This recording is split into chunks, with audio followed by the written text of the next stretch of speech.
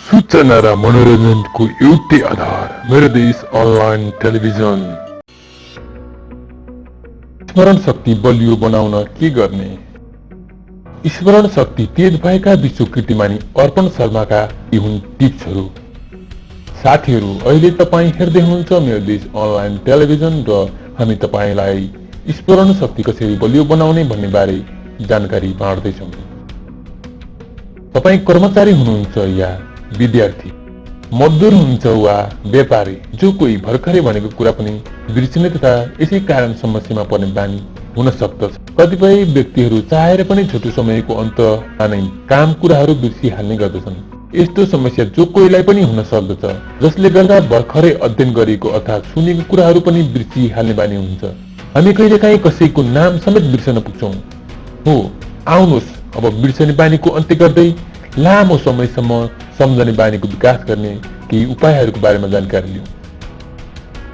स्मरण शक्ति बलियो बनाउन धेरै शब्द स्मरण गरेर विश्व कीर्तिमान बनाउन सफल अर्पण शर्माका केही महत्त्वपूर्ण सुझावहरू यस्ता हुन्। विद्यार्थीले अध्ययन गर्दा हरेक शब्दलाई चित्रमा ढालेर पढ्नु पर्दछ।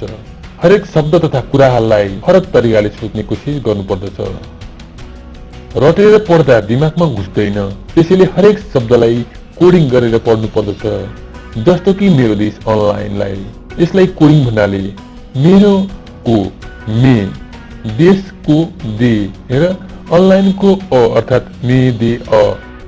निन्द्रालाई असर पर्ने गरी अध्ययन गर्नु हुँदैन। बिहान चाँडै उठ्न पनि अलार्मको प्रयोग गर्नु हुँदैन। निन्द्रा पुग्ने गरी सुत्नु पर्दछ। 1 घण्टा पढ्दा 20 मिनट आराम गर्नु पर्दछ। योगा ध्यानले दिमागलाई तेजिलो बनाउँदछ, त्यसैले हरेक दिन योगा तथा ध्यान गर्ने बानी बसाल्नु पर्दछ। पालङको साग, बदाम, ओखरले दिमागको स्मरण शक्ति बढाउँदछ, त्यसैले खानामा यस्तो खाद्यको प्रयोग गर्नु पर्दछ। सकेसम्म बिहान पढ्ने तथा अध्ययन गर्ने बानीको विकास गर्नुहोस्। राति अक्सिजनको मात्रा शरीरमा कम हुँदै जाने भएकोले सम्झन गाह्रो हुन सक्दछ। साथीहरू, यी त भए तपाईको स्मरण शक्ति तेजिलो बनाउन अपनाउनु पर्ने विधिहरू। अब कुरा गरौँ स्मरण शक्ति तेजिलो बनाउन तपाईले गर्न नहुने काम तथा कुराहरूको बारेमा। अध्ययन गर्दा मस्तिष्कलाई नियन्त्रण गर्न खोज्नु हुँदैन। निरन्तर नपढ्ने, 30 मिनट पढ्दा 10 मिनट आराम गर्ने, ढाड सिधा गरेर पढ्ने, अलार्मको प्रयोग नगर्ने।